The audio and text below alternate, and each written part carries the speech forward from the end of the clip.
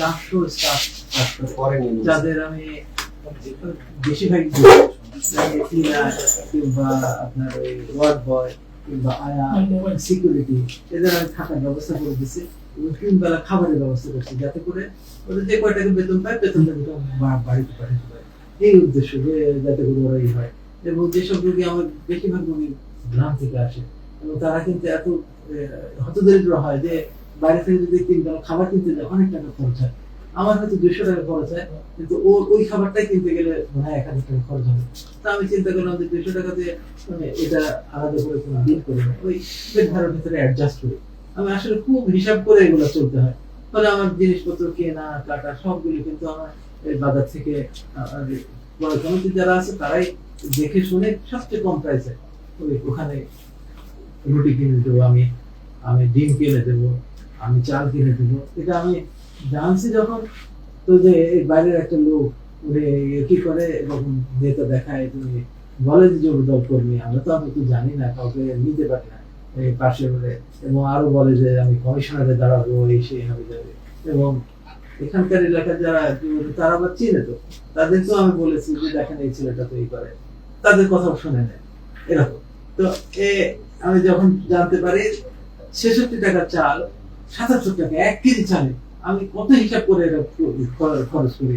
ডিম 1000 ডিম 9500 টাকা আমি নিজে যাই পরে ওই দোকান থেকে 8100 টাকা আমি কিন্তু হিসাব করে চলতাম প্রত্যেকটা দিনে খুব হিসাব করে নাহলে পরে চালানো সম্ভব না এরকম রুটিটাও এরকম প্রত্যেকটা কলাটা এরকম সব এখন তাকে এক্সরে ফিল্ম দিতে হবে অমুক দিতে হবে এইসব শুনে আমি সব বন্ধ করি এখন বন্ধ করে দিলে তখন ওই স্টাফকে তুলে দিয়ে যাবে ওই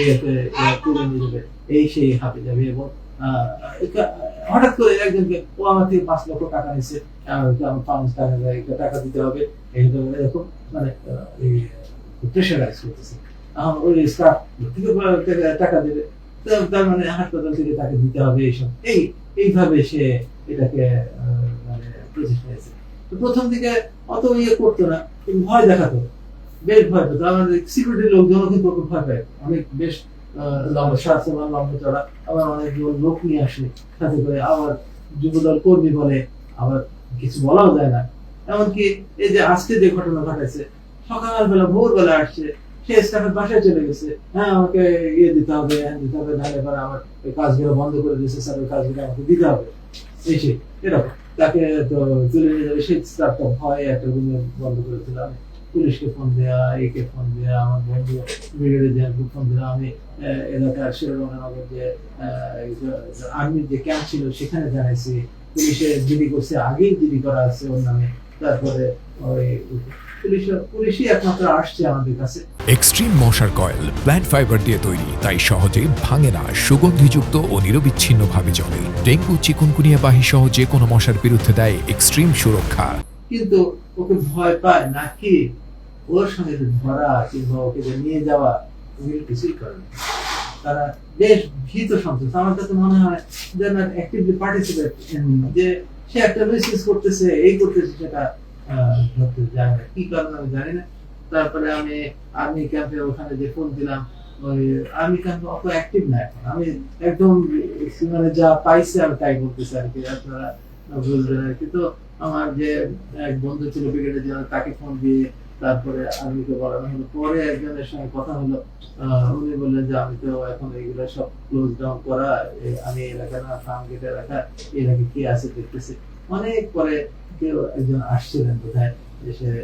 খবর নিয়েছেন এরকম অবস্থা পুলিশ আপনাকে কি বলেছে খবর নিয়ে কিছু কোনো ফিডব্যাক দিয়েছিল কিনা ফিডব্যাক যে বলে যে হ্যাঁ আর কখনো যাবে না এখানে আমার এক মানে রোগী ছিলেন উনি অ্যাডিশনাল আইজি ওনাকে তো সকালবেলায় আমি কয়েকবার ফোন দিয়ে তারপরে পুলিশকে বলায় তারপরে আরেকজন বন্ধু আছে আমার আত্মীয় হয় ডিআইজি তাকে দিয়ে ফোন করানো হয়েছিল তো ওনারা বলে যে না সিকিউরিটি কোনো সমস্যা করবে না কারণ স্টাফের সাথে এখন স্টাফ মানে তো সিকিউরিটি তাকে এখন জিম্মি করে তাকে এখান থেকে বের করে দিতে হবে আমার এখানে 20 বছরের একটা স্টাফ তৈরি করতে অনেক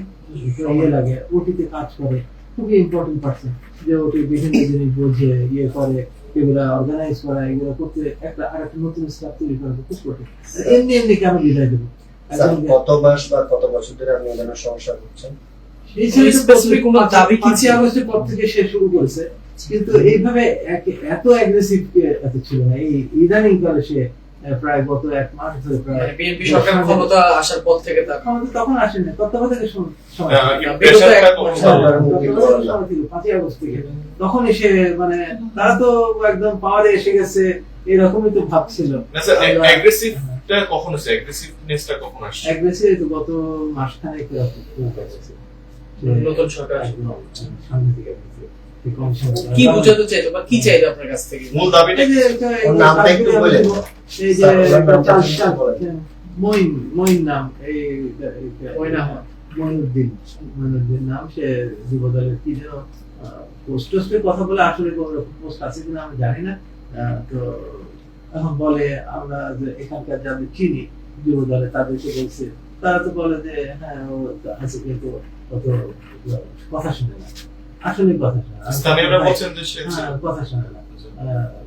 খারাপ এরকম মন্তব্য করেছে অনেকে।